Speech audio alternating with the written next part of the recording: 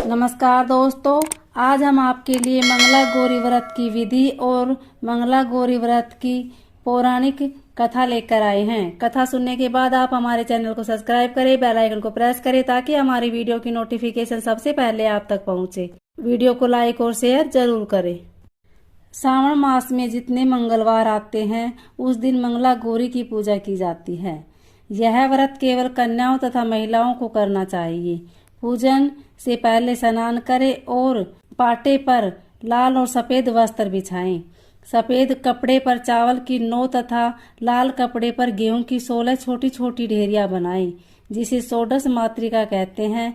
उसी पाटे पर थोड़े चावल रखकर गणेश जी की मूर्ति तथा गेहूं रखकर एक जल का कलश भरकर रखें। आटे से बना चौमुखा दीपक जलाएं, अगरबत्ती भी जलाएं। कलश पर मिट्टी से मंगला गौरी की मूर्ति बनाकर रखें। सर्वप्रथम गणेश जी का पूजन करें, फिर कलश तथा दीपक का पूजन करें। षोडश मातृका का पूजन करके मंगला गौरी की मूर्ति को जल के छींटे, फिर पंचामृत के छींटे दें।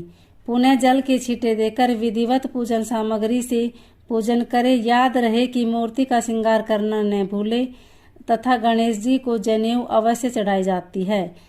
एक सकोरे में आटा भरकर उस पर सुपारी रखे तथा जो दक्षिणा देनी है वह आटे के अंदर रखे। पंचमेवा तथा लड्डू का भोग लगाकर कथा सुने और आरती करें। पंपापुर नामक गांव में एक साहूकार अपनी पत्नी के साथ रहते थे। वे धनवान और सुखी थे, परंतु उनकी कोई संतान नहीं थी। बस यही दुख उनके मन को कचोटता रहता था। एक दिन साहूकार के घर पर एक साधु आया। उसका खूब आदर सत्कार किया और अपनी व्यथा सुनाई। उन्होंने मंगलवार को पार्वती जी की पूजा करने तथा व्रत रखने को कहा। श्रावण मास के पहले मंगलवार से सेठानी ने पार्वती जी की पूजा करना आरंभ कर दिया। उस दिन वह व्रत भी रखती। कई महीने तक उसने व्रत एवं पूजन किया। उसके भक्तिभाव से माँ पार्वती प्रसन्न हुई। एक दिन साहूकार को सौंपन आया कि जिस आम के वृक्ष के नीचे गणेश जी बैठे हो, उस आम के वृक्ष का फल तोड़कर तेरी पत्नी को खिला दे, तो अवश्य ही पुत्र रत्न की प्राप्ति होगी। अब तो साहूकार ऐसे आम के वृक्ष को ढूंढता फिरता। एक दिन उसे ऐसा आम का वृक्ष दिखाई दे गया। तब फल तोड़ने के लिए उसने पेड़ पर पत्थर मारे। आम का फल तो प्राप्त हो गया, परंतु गणेश जी को पत्थर लग जाने से उन्होंने श्राप देते हुए कहा, हे स्वार्थी मनुष्य, तूने अपने स्वार्थ के कारण मुझे चोट पहुंचाई है, अतः तुझे भी एक दिन ऐसी ही चोट लगेगी। माँ पार्वती के आशीर्वाद से तुझे पुत्र रत्न की प्राप्ति तो हो, परंतु वह सर्प दंश के कारण 21 वर्ष की आयु तक जीवित रहेगा। ऐसी वाणी सुनकर साहूकार घबरा गया। उस साहूकार ने आम का फल अपनी पत्नी को खिला दिया, परंतु गणेश जी के श्राप देने वाली बात नहीं बताई। 9 माह बाद एक सुंदर बालक का जन्म हुआ। उसका नाम मनु रखा गया। उन्होंने मनु के लाड प्यार में कोई कमी नहीं रखी। धीरे धीरे मनु 20 वर्ष का हो गया। वह अपने पिता के साथ व्यापार करने जाता। एक दिन व्यापार करके लौटते समय दोनों पिता पुत्र भोजन करने के निमित्त एक गांव के पास तालाब के किनारे पेड़ की छाया में बैठ गए और भोजन श्रावणी करने लगे। तदंतर उस गांव की 2 लड़कियां उस तालाब पर कपड़े धोने आई। वे लड़कियां नव यौवन की भांति हंसमुख, फुर्तीली एवं उच्च सभ्य घर की प्रतीत हो रही थी। कपड़े धोते समय वे आपस में वार्तालाप करती जाती। उनमें से कमला ने कहा, क्योरी मंगला, तुझे याद है मैं कब से मंगलवार को मंगला गौरी का व्रत करती हूँ।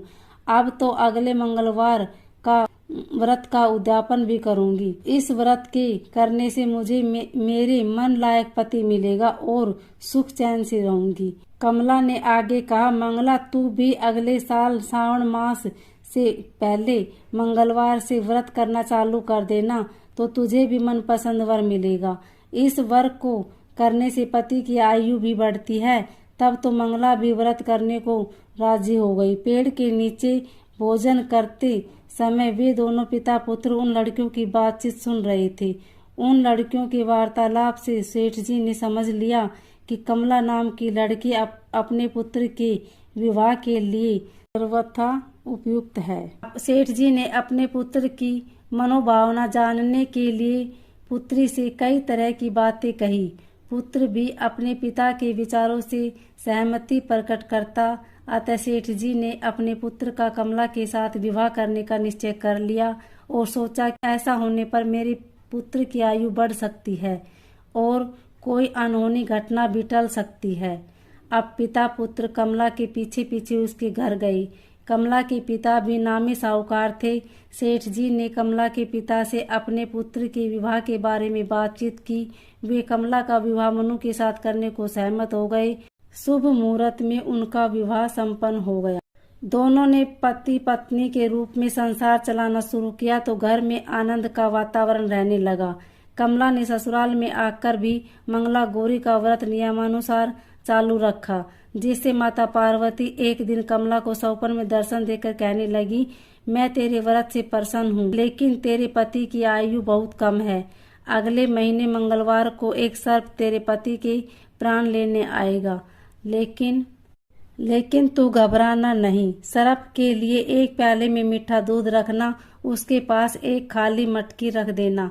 सांप दूध पीकर अपने आप मटकी के अंदर बैठ जाएगा। तब तू जल्दी से उस मटकी का मुंह कपड़े से बांध देना और उसे जंगल में छोड़ आना।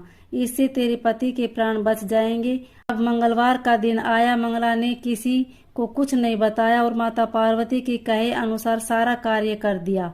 माँ पार्वती की कृपा से कमला के पति के प्राण बच गए।